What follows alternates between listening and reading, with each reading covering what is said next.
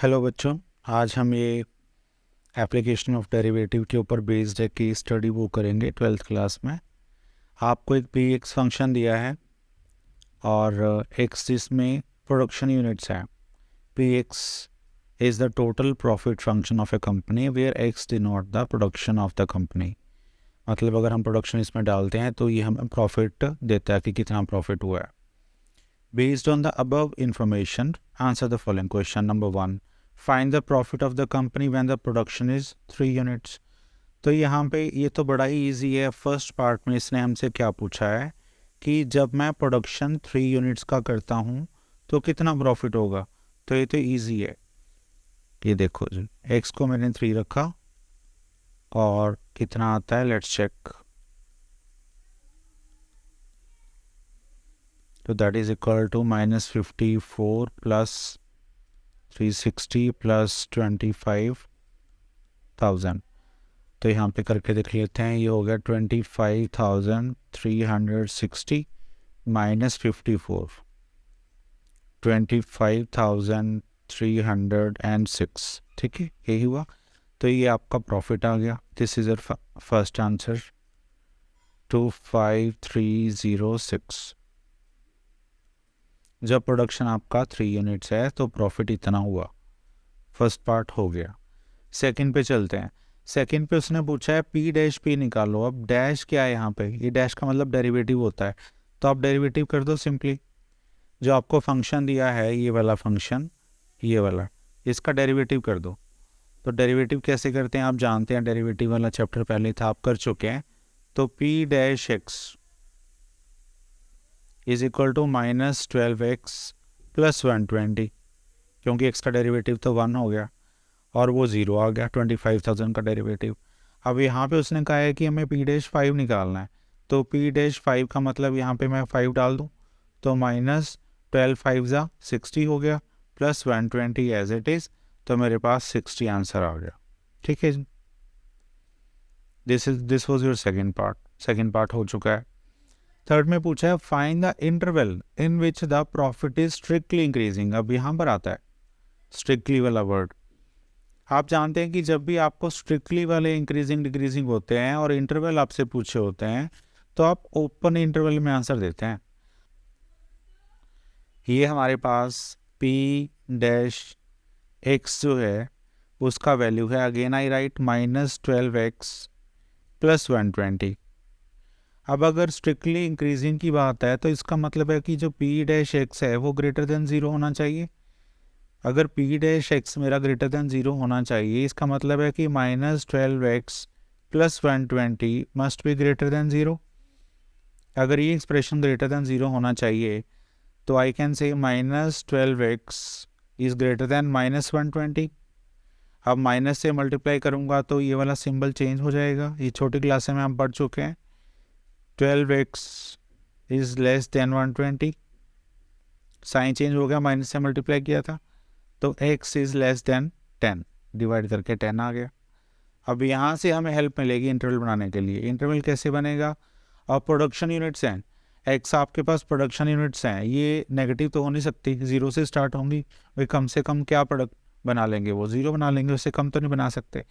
तो 0 से लेके अगर मैं 10 से कम तक जाता हूँ तो इसका मतलब क्या है कि मेरा डेरिवेटिव उसके लिए पॉजिटिव है। So this is the interval for strictly increasing profit. ठीक है जी, so this is the final answer. तो ये आपका थर्ड पार्ट भी हो गए। ठीक है बच्चों, okay, thank you.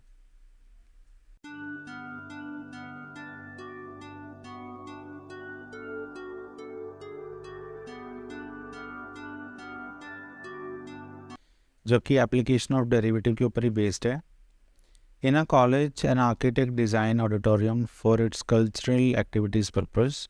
The shape of the floor of the auditorium is rectangular.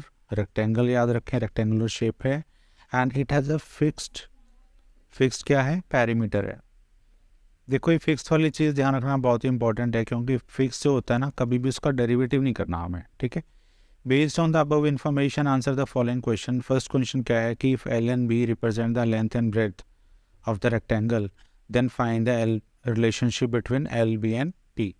अगर हमारे पास ये एल है, ये बी है, तो पेरीमीटर क्या होगा? Perimeter is twice of L plus B.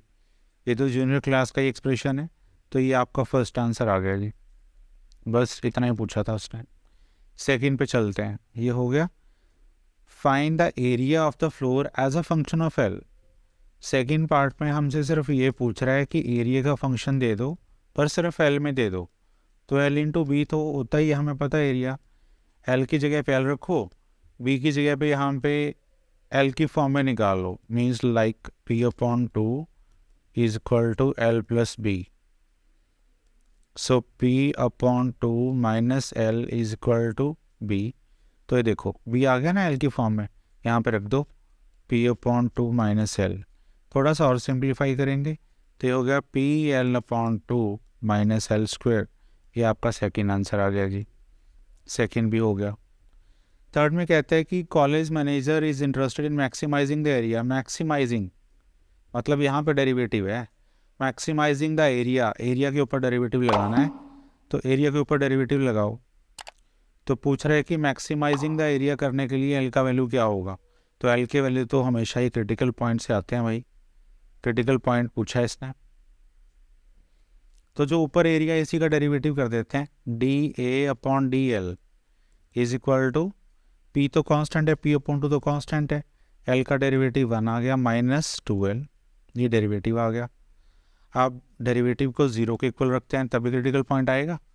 तो यहाँ से हमारे पास बनता है कि 2l is equal to P upon two, L is equal to P upon 4।